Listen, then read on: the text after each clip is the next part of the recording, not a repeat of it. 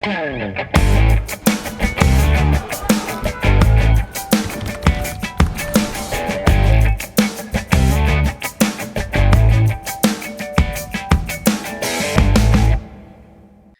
no ar o nosso programa Espaço Cidadão, chegando em todo lugar onde tiver internet, pelo nosso canal no YouTube, Robson Carvalho. Pode nos achar também pelo Robson Cidadão e faz a sua inscrição.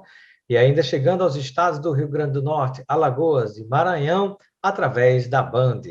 No programa de hoje, vamos conversar com o coordenador do censo do IBGE, neste ano de 2021, Flávio Queiroz. Ele cuida da área do Rio Grande do Norte, mas vai falar conosco sobre as oportunidades em todo o Nordeste. Oportunidades de quê? Oportunidades de, vamos chamar assim, de empregos temporários, né, para recenseadores, para coordenadores de área, supervisores, tudo isso e muito mais. Você vai saber como você pode ganhar dinheiro com o IBGE, com o censo do IBGE, de que maneira, quanto custa, quais são os cargos, quantas vagas, tudo isso e muito mais aqui na entrevista de hoje. Eu dou as boas-vindas ao Flávio Queiroz.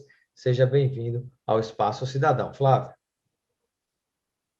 Obrigado, Robson.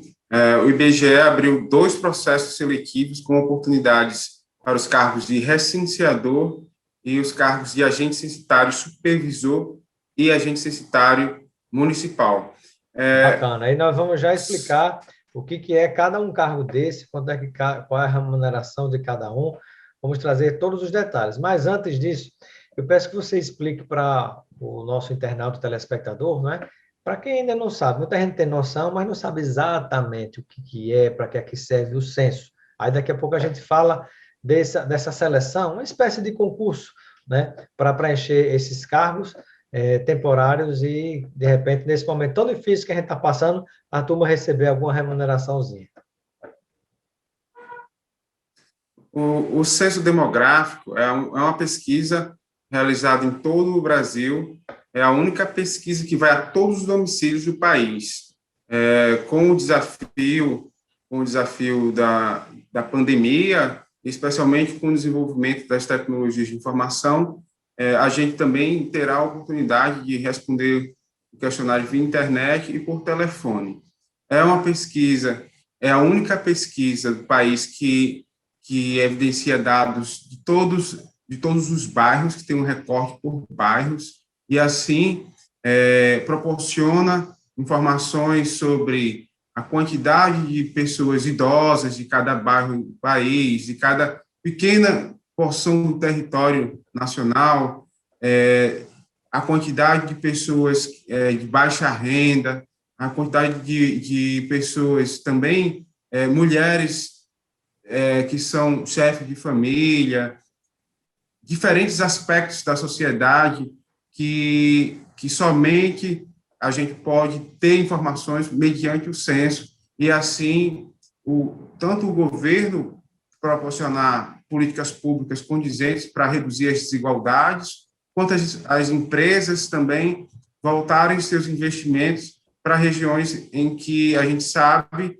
que tem mais carência ou que tem uma necessidade específica decorrente das características sociais. Eu cito um exemplo de que o governo não pode abrir uma escola onde não tem crianças, por exemplo, e para saber em que setores do município se concentram mais crianças, é necessário um censo, é necessário um recenseamento, e também, da mesma forma, não se pode abrir um abrigo de idosos onde não tem idosos. É necessário concentrar investimentos onde há demanda. E o IBGE, por meio do censo demográfico, proporciona tanto o poder público quanto a iniciativa privada conseguir identificar as demandas sociais em todo o país, em todos os municípios brasileiros. Sem dúvida. Na verdade, o censo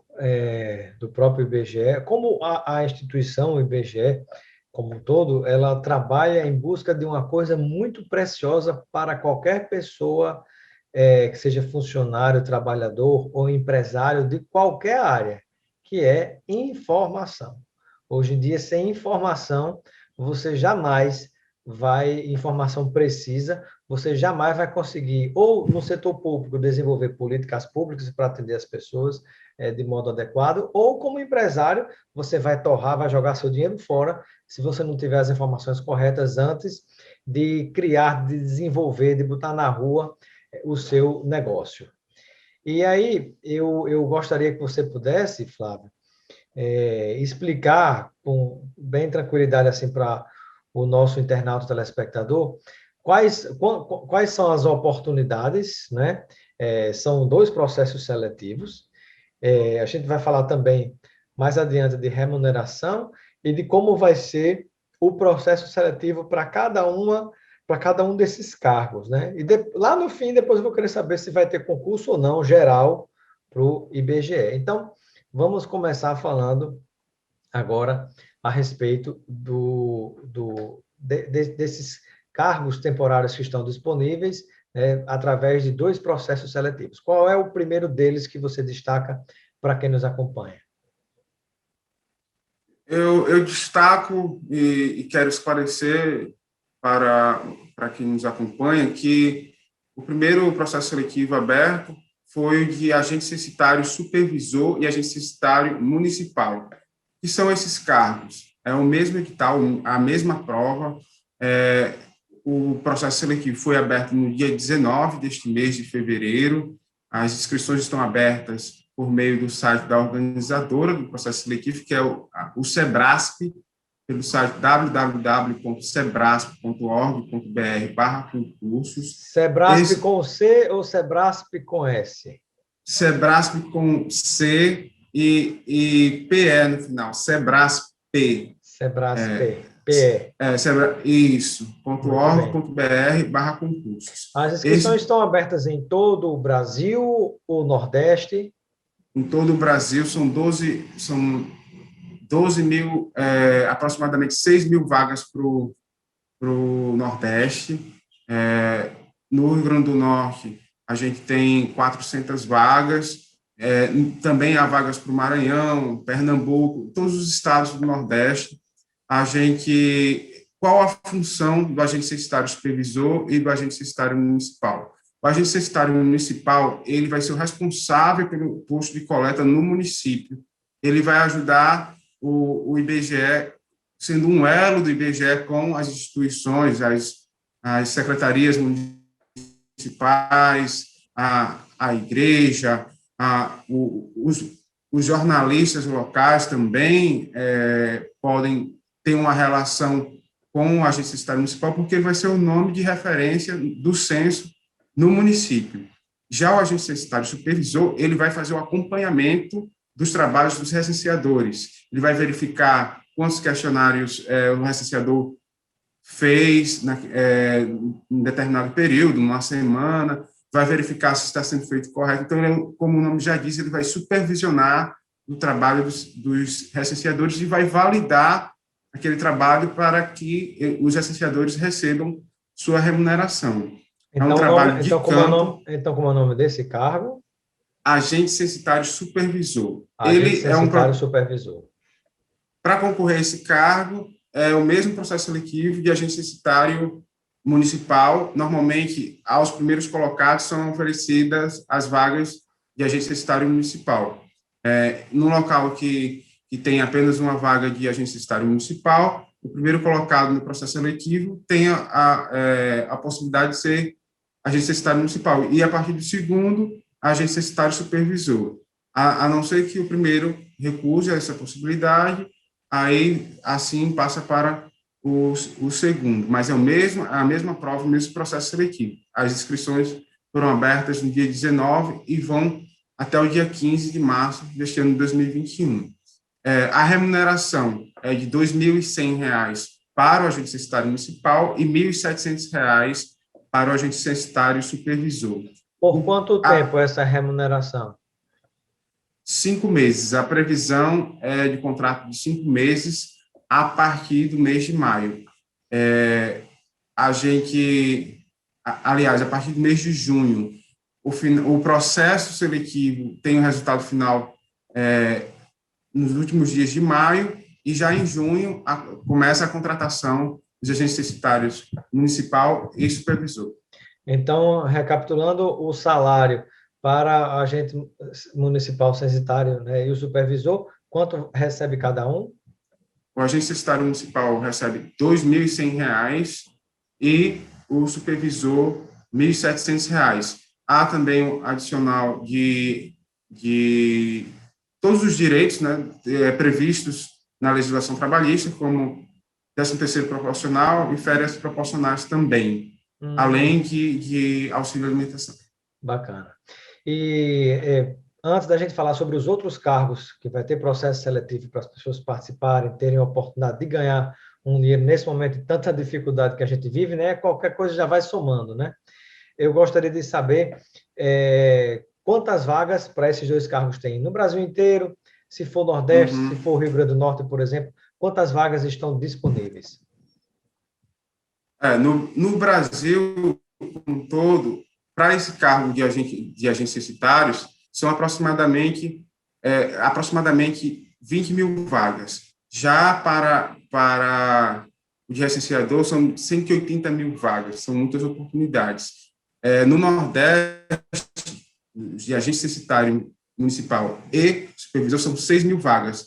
Aí, por uma proporção de população, há vagas mais na Bahia, Pernambuco e Ceará, que tem uma população maior. Então, 1.500 vagas para a Bahia, 965 Pernambuco, aproximadamente 900 no Ceará, Maranhão, aproximadamente 700, aí Paraíba, 476 vagas, Piauí, 415, Rio Grande do Norte, 403, Alagoas, 328 vagas e Sergipe, 248 vagas para esse pessoal que vai trabalhar como agente censitário municipal ou supervisor. Bacana. Então, assim, é muita oportunidade, né? Me parece que, de um certo modo, sem dúvida a concorrência vai ser grande, mas, de um certo modo, a chance também é muito grande, né? Diante da quantidade gigante de vagas para as pessoas poderem participar.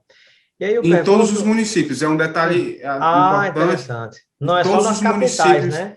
isso, é interessante desse processo seletivo que em todos os municípios tem vagas.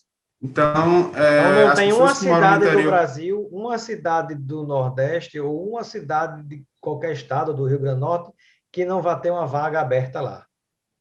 Isso, porque o censo é em todos os municípios e precisa ter alguém que exerça esse cargo para apoiar o IBGE no processo de coleta de dados.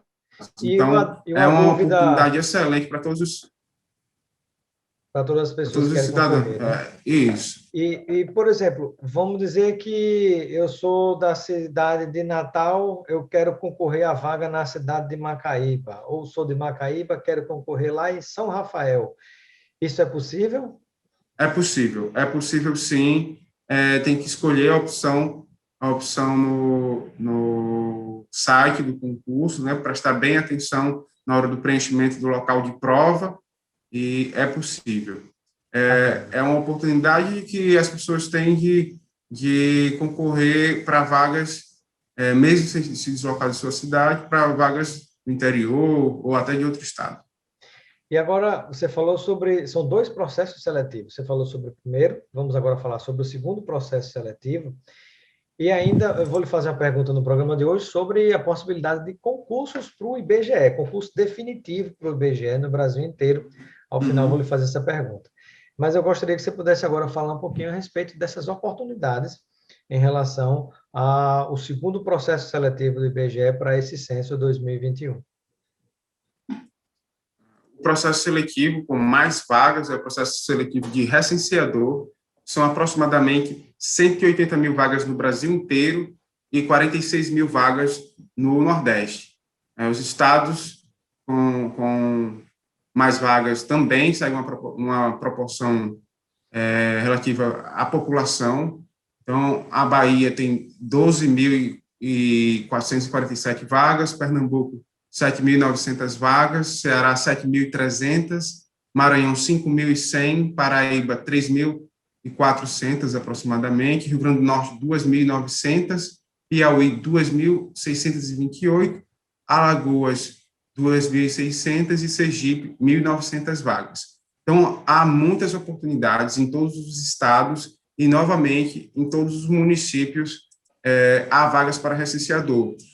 Há uma forma diferente de remuneração no caso do recenseador. Pronto, eu acho que é isso que muita gente quer saber também no caso dessa segunda oportunidade de seleção ou de concurso, entre aspas, né, para esses Sim. outros tipos de cargos do IBGE durante o período do censo. Então, como é que funciona a remuneração em cada situação? No caso de recenseador, diferentemente dos agentes censitários, supervisores municipais, a remuneração é por produção, não é uma remuneração mensal, Não é por uma exemplo. remuneração mensal, no caso.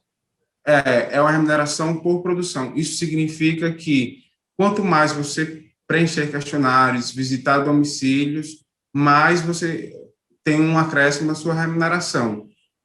Mesmo assim, é uma excelente oportunidade, porque há uma garantia de um salário mínimo, pelo menos, para as pessoas que cumprem um padrão mínimo de trabalho, que são 25 horas por semana. Mas muitas Para a pessoas... gente ter uma ideia, por exemplo, vamos dizer que você está cadastrado, você foi selecionado para essa vaga. No mínimo, você vai receber um salário mínimo. E Isso. claro que você vai ganhando mais à medida que vai aumentando a sua produção. Quanto mais questionário do IBGE você fizer, mais você vai ganhar. Existe algum teto, por exemplo, o mínimo é o salário mínimo, mas você pode chegar a ganhar até quanto, mais ou menos, para a gente ter uma ideia? O teto é a remuneração, no caso dos servidores públicos executivos, é a remuneração, e aproximadamente o servidor, um ministro do STF, mas é muito difícil você chegar a 30 mil, Nossa! mas no censo Se agropecuário, se for bem ligeirinho, pode chegar até é, 30 mil aí de salário. é, mas Mas assim, normalmente, pela experiência, falando pela quem faz muito realidade, questionário, chega até a quanto? gente a gente teve no Ciência Agropecuária, por exemplo, teve gente que chegou a R$ 10.000 no mês, mas aí é algo extraordinário. A pessoa trabalhando bastante, ela consegue obter R$ 5.000, R$ 4.000. Às vezes, dependendo da sua disposição para trabalhar em campo, às vezes a remuneração é até maior do que o agente censitário supervisor. A diferença também é no prazo do contrato, porque enquanto o agente censitário supervisor e municipal tem um prazo de previsão de 5 meses, o recenseador é de 3 meses, vai de agosto a outubro, agosto, setembro e outubro, é exatamente o período de coleta de dados do projeto do censo. É uma excelente oportunidade também de experiência de vida, porque você lida com diferentes públicos e a remuneração, em geral, o IBGE proporciona satisfação para aqueles que trabalham no censo. Basta também procurar na sua família, entre os seus amigos, quem já trabalhou no censo, que com certeza vai compartilhar uma experiência positiva. O IBGE, como instituição, busca sempre remunerar bem os recenseadores, porque é uma forma de mantê-los durante todo o prazo de contrato. Sabemos que há uma dificuldade no trabalho de campo, diferente do trabalho administrativo, e é necessário ter uma remuneração condizente com essas dificuldades. O IBGE também ele remunera de forma diferente os tipos de setores em que as pessoas trabalham durante o censo. Se a pessoa trabalha no setor de alta periculosidade, se a pessoa trabalha no setor rural, em que as casas, os domicílios são mais esparsos, há uma distância maior entre um domicílio e outro, diferente de um condomínio. Você consegue fazer muitas casas no mesmo dia, muitos domicílios, no mesmo dia num condomínio fechado, por exemplo, enquanto no nosso setor rural é diferente, e o IBGE calcula também a remuneração de uma forma diferente para cada tipo de setor em que o assessor trabalha, buscando uma forma justa e satisfatória de remuneração para todos que trabalham no censo. Muito importante isso. E eu gostaria que você pudesse, antes da gente falar sobre o concurso público, né, definitivo, né, sobre a possibilidade de concurso público no IBGE ainda em 2021, eu gostaria que você falasse sobre o seguinte. No momento da entrevista, você disse que é possível que haja algum tipo de pesquisa por telefone do IBGE. Hoje, no mundo que a gente vive, com tanta sabotagem, né, com tantos problemas que a gente enfrenta, com roubo de dados, com tudo, crime cibernético, como é que a pessoa pode ter certeza, né? E aí vale para as duas situações, para o pesquisador presencial e por telefone, né? Como é que você tem certeza de que aquela pessoa é mesmo a pessoa do IBGE, seja quem vai visitar a sua casa, ou seja, a pessoa que está telefonando para você? O IBGE tem canais que proporcionam o cidadão verificar se a pessoa que está ligando para ele é realmente do Instituto Brasileiro de Geografia e Estatística. Esses canais são o 0800, telefone 0800 721 8181 e o Vamos site repetir, é 0800. 721 8181. E também o site respondendo.ibge.gov.br. Lá você verifica, escreve lá o nome da pessoa que entrou em contato com você, ou o número de identidade, a matrícula, você vai informar a matrícula, e você vai verificar se a matrícula, o nome, são realmente de pessoas, o nome é realmente de uma pessoa do IBGE que está ligando. Outro ponto muito importante, Robson, é que o IBGE não pergunta nenhum dado pessoal, dado sensível para o cidadão, que identifique, por exemplo, o IBGE não pergunta CPF, o IBGE não pergunta número de identidade, não pergunta número de conta, Muito menos porque senha de são banco. muito menos senha de banco ou qualquer dado assim que seja sensível para o cidadão. A pergunta normalmente mais sensível que a gente faz é da renda, até para a gente, para o Brasil, nos dados agregados, entender onde estão concentradas territorialmente, nos territórios, as pessoas com renda mais alta, renda mais baixa, mas, fora isso, a gente não tem nenhuma pergunta que seja tão sensível, e, mesmo assim, nenhum dado pela lei de sigilo estatístico, e nunca aconteceu na história de mais de 80 anos do IBGE, de haver um dado pessoal vazado para a imprensa ou para outra instituição, seja instituição de controle, que algumas pessoas têm medo, meus dados não vão A ser Receita compartilhados Federal. com a Receita ou com a polícia. Não, o IBGE não compartilha. Por lei, o IBGE não pode compartilhar os dados pessoais ou os dados sobre renda, sobre o que você tem na sua casa, com nenhuma outra instituição, apenas agregar esses dados com os dados dos outros cidadãos que prestaram informações e retratar o Brasil, que é a nossa missão. Ou Então, seja, né, na verdade, o mais importante para o IBGE não foi aquela informação daquela pessoa lá naquela cidade saber, não, o IBGE quer saber quanto é que ela ganha. Não, não é isso, não. O que importa para o IBGE é o raio-x do país inteiro, né? A informação é a união das informações coletivas, né? Para a partir daí ter um raio-x do Brasil, um raio-x da cidade, de um estado, né? Não há um interesse no final por um dado de uma pessoa individualmente, ou seja, se trabalha com a informação coletiva. Isso, que a gente chama tecnicamente de dados agregados. E o interesse é social.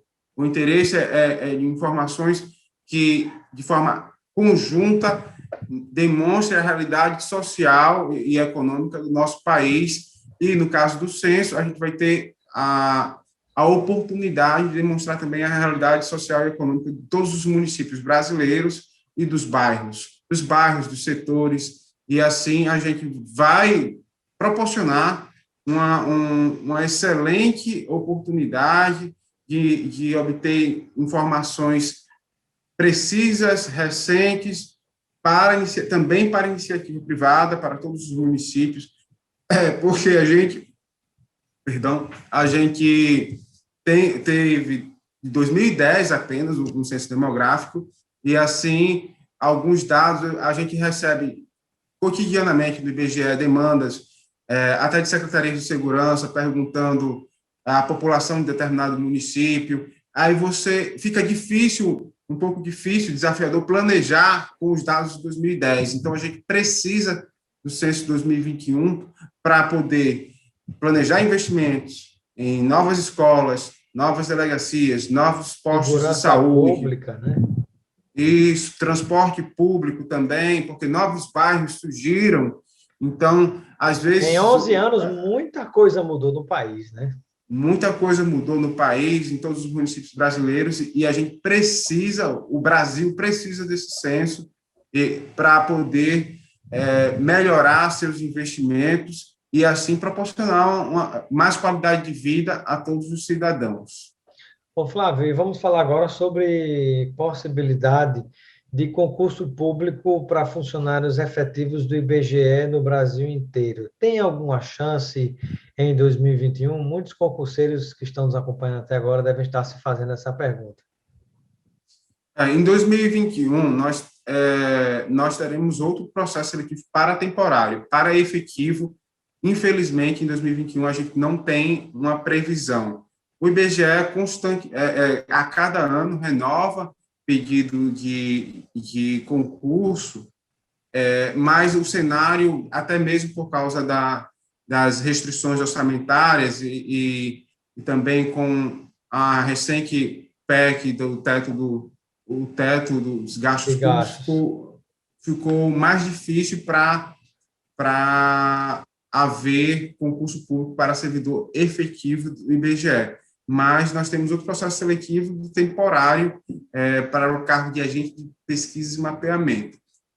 O IBGE também vem passando por algumas mudanças, a quantidade de servidores temporários já ultrapassou a quantidade de servidores efetivos, e a gente está no aguardo, sim, de concurso público para servidor efetivo, e normalmente os cargos, quando há concurso do IBGE para efetivo, também contempla as cidades do interior. Então, é importante que o concurseiro que está acompanhando a nossa entrevista ficar de olho nas notícias de concursos, nas notícias do IBGE, porque, apesar de 2021 não ter essa previsão, será necessário, em breve, nos próximos anos, haver concurso para poder repor o pessoal que está se aposentando no IBGE e também as novas necessidades de servidores, até com um perfil diferente, porque a administração pública ela precisa sempre se renovar. E ter pessoas cada vez mais qualificadas, especialmente no cenário de desenvolvimento tecnológico bastante acelerado. E eu tenho certeza que nos anos que vêm, nos próximos 2, 3 anos, a gente vai ter um concurso para atender essa demanda do IBGE, até por uma questão de desenvolvimento e manutenção da instituição. Muito bem. Bom, eu quero agradecer ao Flávio Queiroz, que é o coordenador de divulgação do Censo 2021, especificamente do Rio Grande do Norte, mas ele está conversando conosco sobre dados do Brasil e de todo o Nordeste. Muito obrigado, Flávio, pela sua participação no Espaço Cidadão, seja sempre bem-vindo. E eu deixo um momento final para que você complemente, junto a todos aqueles e aquelas que nos acompanham pela internet ou pela Band, alguma informação que você considera importante e que, porventura, a gente não tenha abordado aqui no programa de hoje. Eu quero agradecer a oportunidade e lembrar que o cidadão que nos acompanha, ele pode obter mais informações do censo através do site censo2021.ibge.gov.br. A gente do IBGE tem uma grande satisfação sempre que há um censo demográfico. É uma oportunidade ímpar para nós e para o Brasil conhecermos melhor a situação do país, e nós contamos com a força de todos os brasileiros, tanto para trabalhar junto conosco, quanto para prestar as informações que são necessárias ao conhecimento da realidade. Um grande abraço a todos que nos acompanham e um excelente dia. Obrigado, Flávio.